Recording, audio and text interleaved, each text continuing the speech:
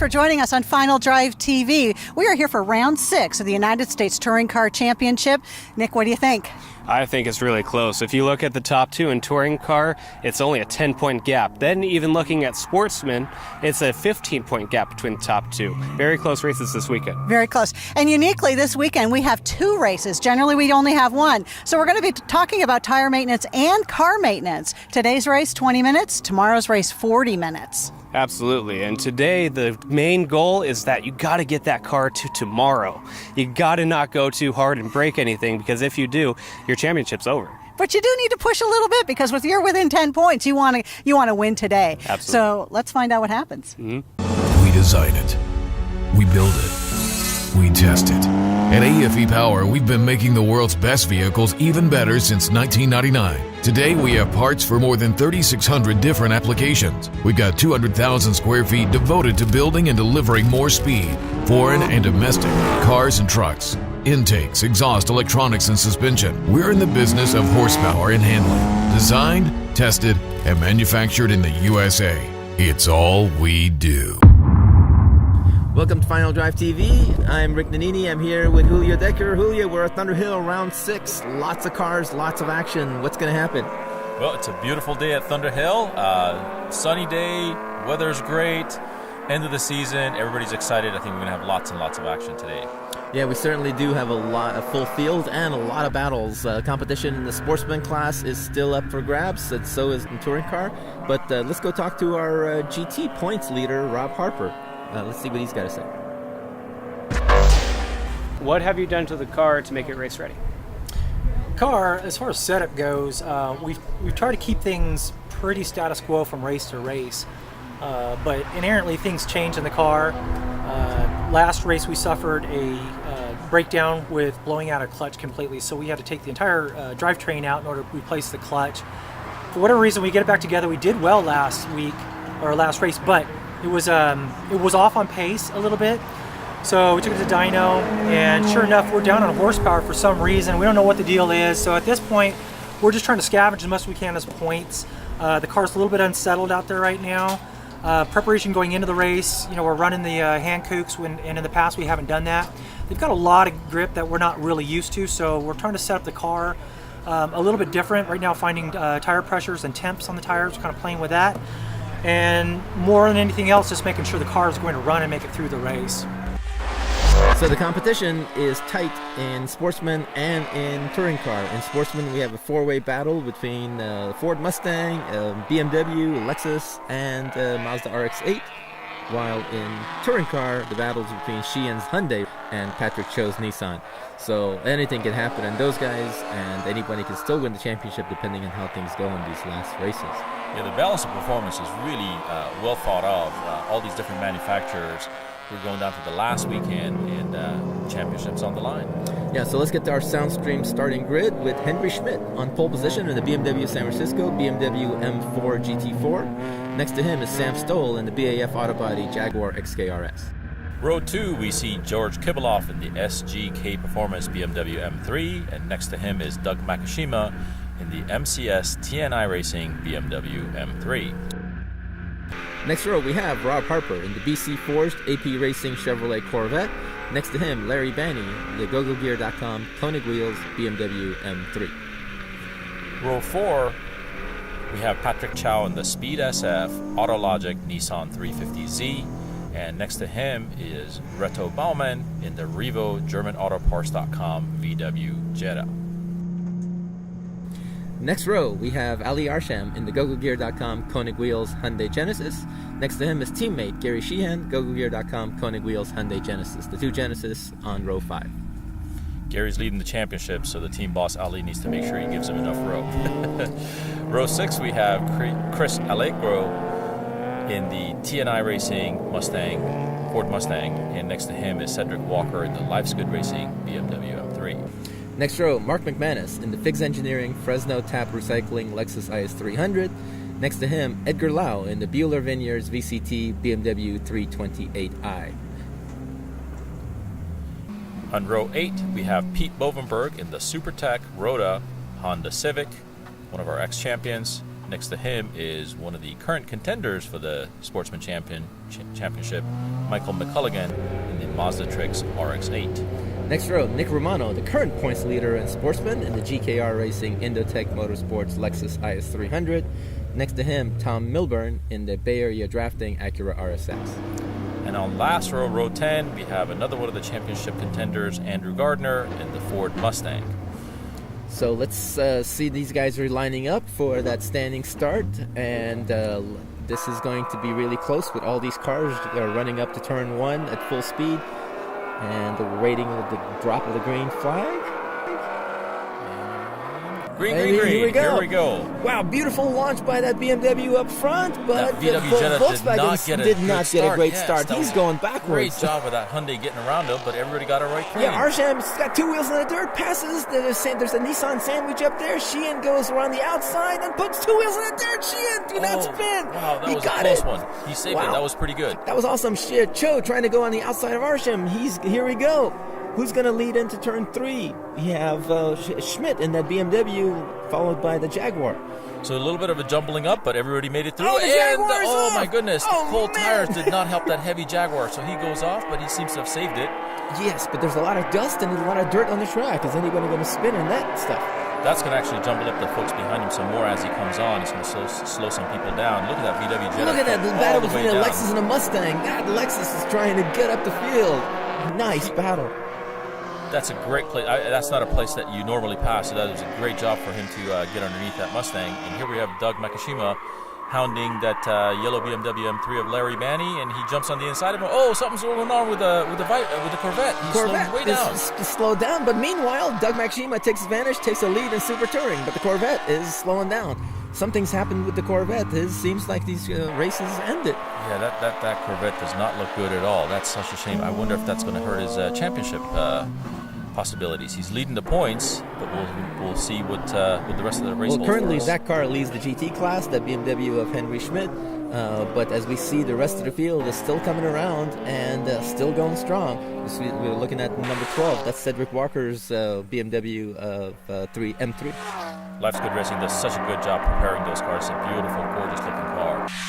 Yeah, I wonder if we're going to have a yellow flag here for that Corvette, but So far, as we we have a go local into... yellow. Everybody else is racing at full speed. And Yes, here we have the two certainly Lexuses are. We're going into full speed. Oh, my goodness. No. Wow. That's Mark McManus in the Figs Engineering Lexus. Looks like he backed out of it, and by backing off, spun himself around.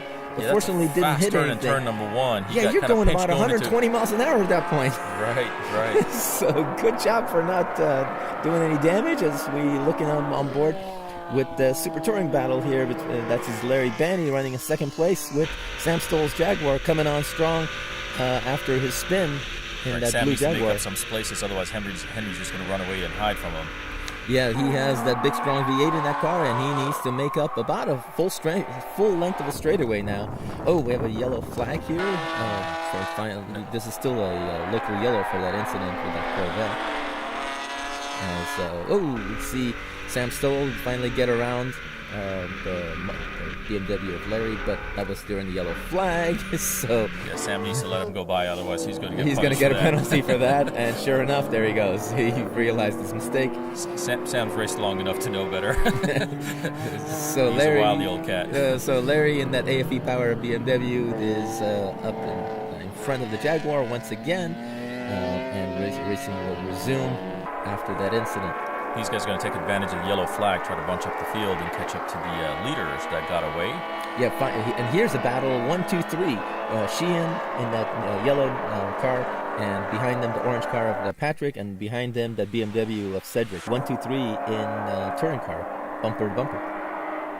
Oh, now we have the double yellow finally. So that's finally they went to a full course. I guess that they're car going to need was to in retrieve that Corvette. that car was Yeah, in that a bad was spot. not in a good place. That there was Right. no room for safety crew around there to get that car out of there. Where that Corvette was parked, that's a really tight turn. If there's two people fighting for that turn going into it, that's just not going to end it's well. not so. gonna exactly. I don't think I'd want to be a tow truck driver over there, standing over there. Safety crew. Safety is always first, both for the racing drivers and also the crews that are out there taking care of these guys. So as we see the battle here, and the pace car is out now. So the pace car is out, as we saw that battle in the touring car, Sheehan is where he wants to be. He needs to win this race in order to get his championship secured. If he wins this race, doesn't mean he actually wins the championship, but it certainly helps. But Patrick needs to win this race Also, in order to improve his chances for tomorrow. and they've actually thrown the black flag, so they're going to pull all the cars in to retrieve that Corvette properly. So we're going to have the cars all come into the pits. This will actually be good for the drivers because they can kind of relax a little bit, think about their strategy, especially in the case of Patrick and Gary. There's not just the racing that's going on in the field, but there's also some mind games that I'm sure are going to go on, trying to set each other up. Yeah, the downside is that their tires will be cold, so that could play a factor. And we'll see how that goes when the racing will resume. But in the meantime, I guess let's go to a commercial.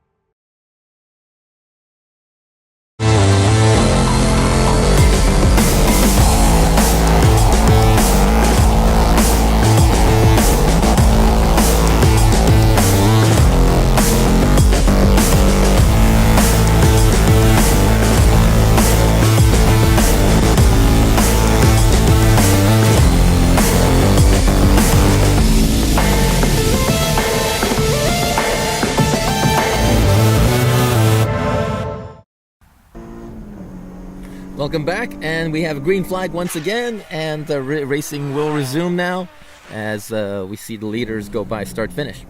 And here's Patrick's chance to try to get around Gary Sheehan, and they're going to be pushing really, really hard, and they got to be going through the field of the back markers that got held up behind the pace car. Yeah, and we see George Kibilov jump ahead of that BMW M4 there in that 24 car.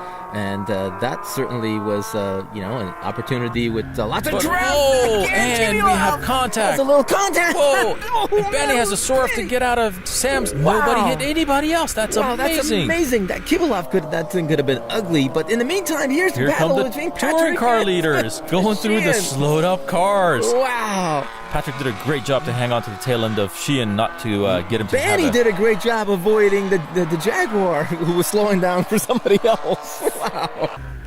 And at the end, everybody got through it unscathed, which is pretty good, actually. We're on board. This is Makashima trying to go get Kibilov, who's up front. Well, Kibilov on that series of turns really got around everybody on the outside and was able to jump on the inside of Doug Makashima and get around him. Yeah, he had a great run, but he just needed a little bit more brakes, I think. And here goes Banny trying to chase down Makashima and Kibilov. He goes by Patrick in this hard braking zone. And now here you got to be careful because these guys are fighting, and Patrick does not want anybody in between him. I think Banny knows that as well. I think he let him go. He's going to try to take them both at the same time, or none of them at all. Yeah. Somebody's off. I saw some dirt. Oh, that's Sam. Sam just went off again. Oh my God. No. Those cold tires are just not helping his cause. But now we see did that help Patrick get a run on Sheehan? There we see Stoll. No, there's a now fire he started brewing. A grass fire. No, this is not good. Yeah, we have not had any rain in California, and everything, even though it's late in November, everything is really dry. Yeah, you can see everything's yellow. There's not a shred of green around here, but and that could. Here goes Rito on the outside of Banny. Banny got held up by the two touring cars racing each other, and Rito took advantage of that. Yeah, that's a great battle in the super touring between Rito's Jetta and Banny's BMW. So. Great job for Redo. There are races all over this racetrack. Oh, another Chris Allegro goes off in his FB350 Mustang, but now we have a red flag. Oh, jeez. Oh, yeah. That grass fire is probably... That's right. They need to put that out before anybody else gets hurt. So let's talk to some of our other championship contenders, Patrick Chio and Gary Sheehan. Gary, between the last time we saw you at Sonoma and now, what have you done to prepare the car for this championship weekend? Well, the development on this car is pretty mature. So most of the work that I've done during the break is general maintenance stuff. Change the oil, check the brake pads, nut and bolt the car when you go through the whole thing and make sure everything is tight. I did do a little bit of work on the fuel system. We've got a problem with these cars where we're still using the stock fuel tanks.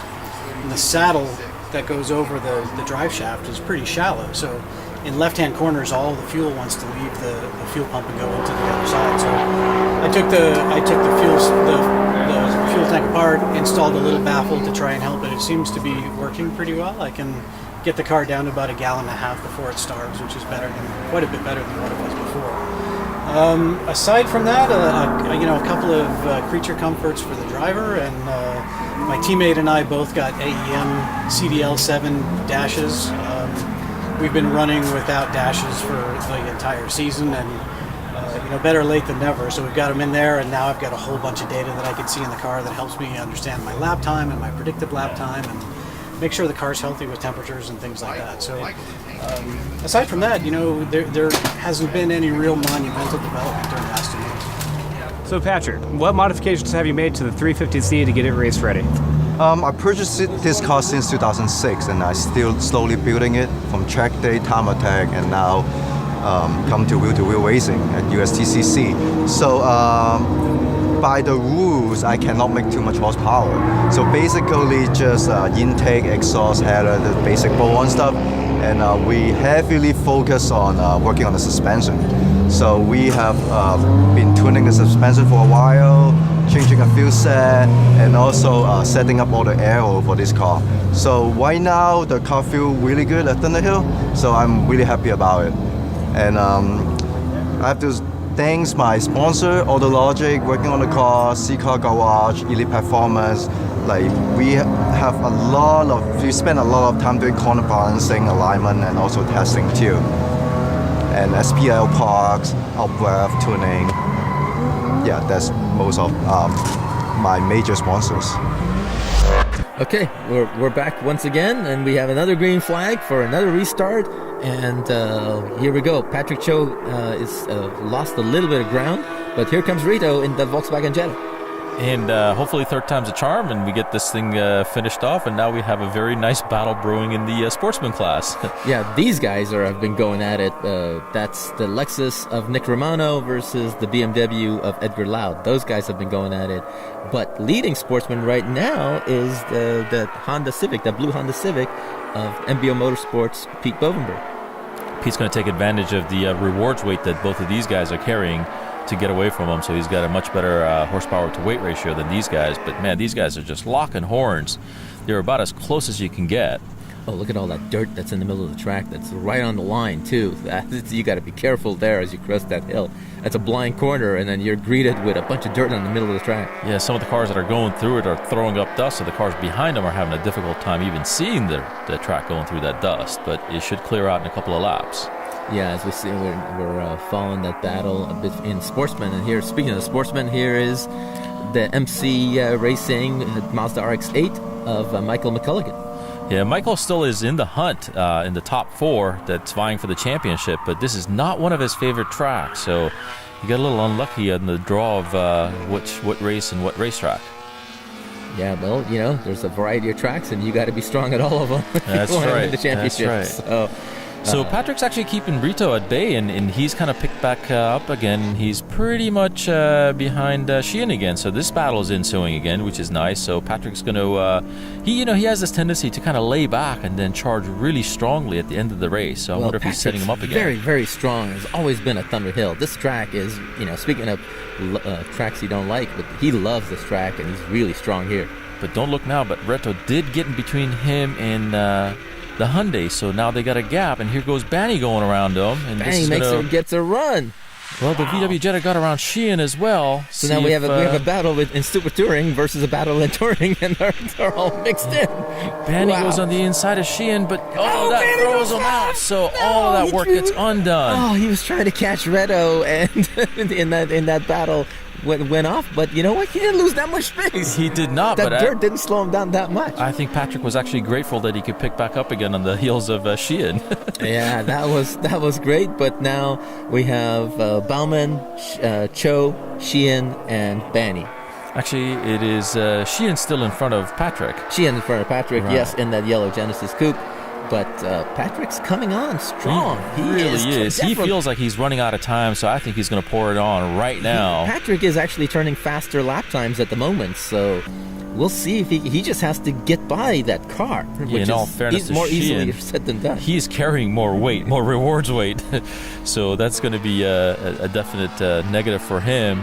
As we see that beautiful M4 GT4 of Henry Schmidt, he's the overall leader at the moment. Boy, he's had an uneventful race. Well, in the middle of all this action, I guess that's something to be said about that. And Patrick is now really on the bootlet of Sheehan. I wonder if he's going to make his move right now. He's getting pretty close. This is his chance. But, well, we'll keep you guys in suspense. And we'll go to a commercial, and we'll see if Patrick can make it around Sheehan.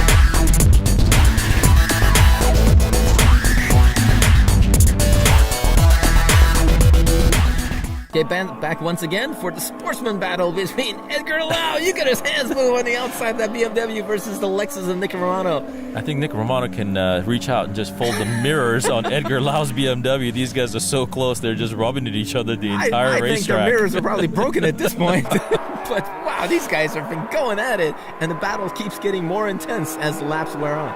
Interestingly enough, they're racing each other very clean and giving each other just enough room to make sure that they're staying clean and close. Well, this is what happens when the cars are so evenly matched in lap time wise. But you can tell there's certain areas where the Lexus is stronger, and there's certain areas where the BMW is stronger. And absolutely, it seems like the even more action. Lexus handles a little bit better, but BMW has a bit more horsepower. Has a bit more horsepower, certainly. Yeah, the Lexus actually is better in the corners than on the braking. Looks like. As I say this, Edgar goes around tries to go around the outside, trying to use that horsepower. But again, that Lexus is smart enough to know to take the inside line and shut the doors on him. We have both of these guys very experienced, and look at that. We have a white flag, so this is officially our last lap. These guys are going to have at it. If Edgar has a realistic chance of winning this championship, he needs to get around that Lexus. If Nick wins this race, it's done for Edgar. Yep, and here we go, white flag. So one more lap, and this will decide what happens. Here he goes on the inside of turn one. Well, no, be careful. If they touch there, that Lexus is going to go flying off in the dirt. That was job well done by Nick. He could have very well been kind of shot out of that corner and into the dirt. Wow, that was really exciting. Where are they?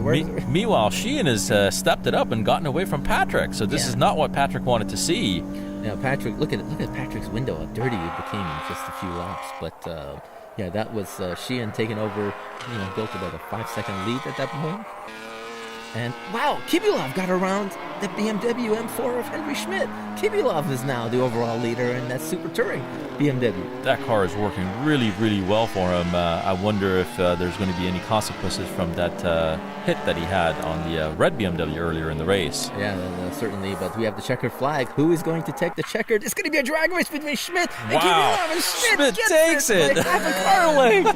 Wow, what a race. And here we go in the Sportsman class. These guys are still nose to tail. These guys are coming, and they got 2 corners to go. But now Patrick's got one last chance. He makes a lunge for it. Oh no! The lap traffic plays into it. He had it perfectly set up, and lap traffic came in the middle. Totally takes his momentum away. I bet you think Sheehan's smiling in his helmet right about now. Frustrated. But here we go. 14-15 between these two guys going at it. Lexus versus BMW. One last corner straight away.